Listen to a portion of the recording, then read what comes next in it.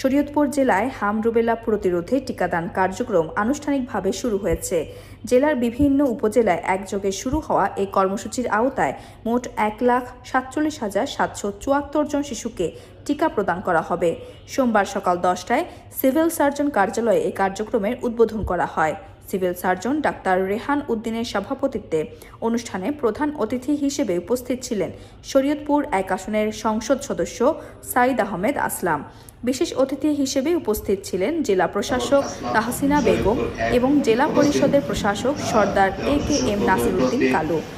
স্বাস্থ্য বিভাগের উদ্যোগে পরিচালিত এই কার্যক্রমে জেলার 1,631টি কেন্দ্রের মাধ্যমে নির্ধারিত বয়সসীমার শিশুদের টিকাদান প্রদান করা হবে।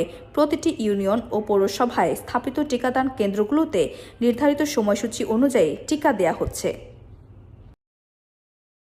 আজকে যে হামের যে প্রাদুর্ভাব দেখা দিয়েছে সেটা বিগত এই 17 বছরে যে ফ্যাসিস্ট সরকার ছিল, যারা বিভিন্নভাবে এই দেশের অবমূল্যায়ন করে বিভিন্ন সেক্টর যে টাকা পয়সা লুটপাট করেছে, তার পাশাপাশিতে অনেক ক্ষেত্রে তারা বিভিন্ন অনীহা করেছে।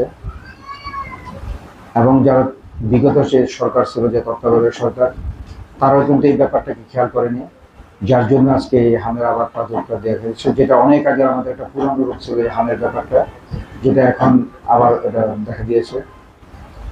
এটা আমরা পরিলক্ষিত হয়েছে যে গত মাসের 15 মার্চ থেকে, এই 15 মার্চ থেকে আজ পর্যন্ত, মানে হাম ধরা পড়ার পরে এ পর্যন্ত প্রায় 30-এর ঊর্ধ্বে, মানে 30 জন বা 31 জন মারা গিয়েছে। আর হাম লক্ষণ ধরা পড়েনি, মানে তার কি প্রকৃত হাম হয়েছে নন্মুখী, সেই এরকম অবস্থাতে টোটাল যদি দেখা যায় তাহলে 130 জন প্লাস হয়তো মারা গিয়েছে। তো যদিও এটা একটা জটিল প্রক্রিয়া চলতেছিল, তো তারপরে আমাদের যে মাননীয় প্রধানমন্ত্রী ব্যাপারে খুবই সিরিয়াস হয়েছে। এই ক্ষেত্রে আমাদের যে স্বাস্থ্যমন্ত্রী আছেন, সে দিন রাত পরিশ্রম করে তারা বিভিন্ন জায়গায় গিয়েছেন। এবং এটা একটা অনাকাঙ্ক্ষিত ঘটনা, বিশেষ করে আপনার রাজশাহীতে যে ঘটনা ঘটেছে, এটা হওয়া উচিত ছিল না। তো এটা আপনারা সবাই জানেন।